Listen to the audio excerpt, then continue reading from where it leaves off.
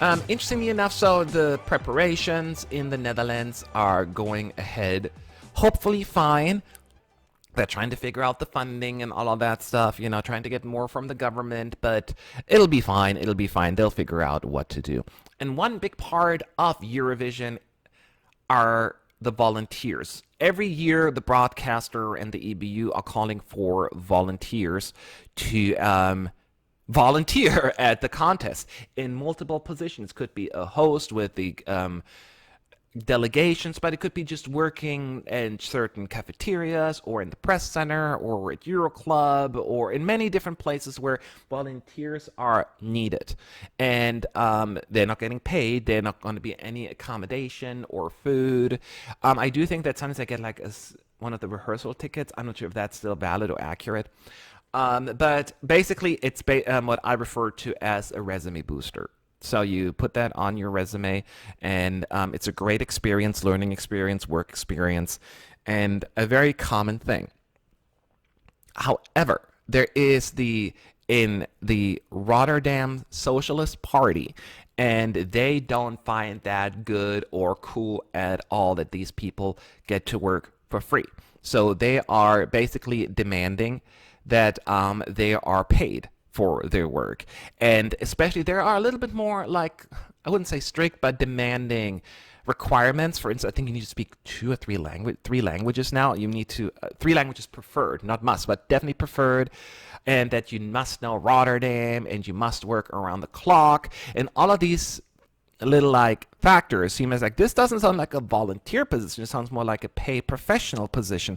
So therefore, the Rotterdam Socialist Party, I'm going to quote, this Rotterdam Socialist Party faction thinks it is strange that there is such high requirements for a volunteering position and that the volunteer is not getting any compensation or salary. Because of that, we would like to debate with the City Council and the Aldermen on the employability of volunteers at the Eurovision Song Contest.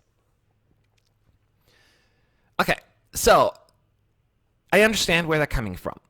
I understand what they're trying to do here, and I go to Eurovision every year, and it's not cheap.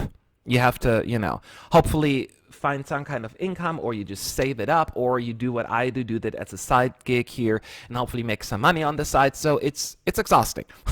So I get that it would be nice to pay them, but keep in mind, it is a little odd a request, in my view. The whole idea of a volunteer position is to volunteer your time. And it's not resulting in paid, kind of like internships, though internships sometimes get paid, but for the most part, they're not. But it's really just an experience. It's something you can say, you can see the behind the scenes stuff at the contest, and just really as something you can put on your resume and say, look what I've done. And it's a really cool experience. And it's been very clear, obvious when it's being advertised that you're not going to get anything out of it except for the experience and potentially something for your CV, right? Maybe practice, some of your language skills. But other than that, it's basically exactly that.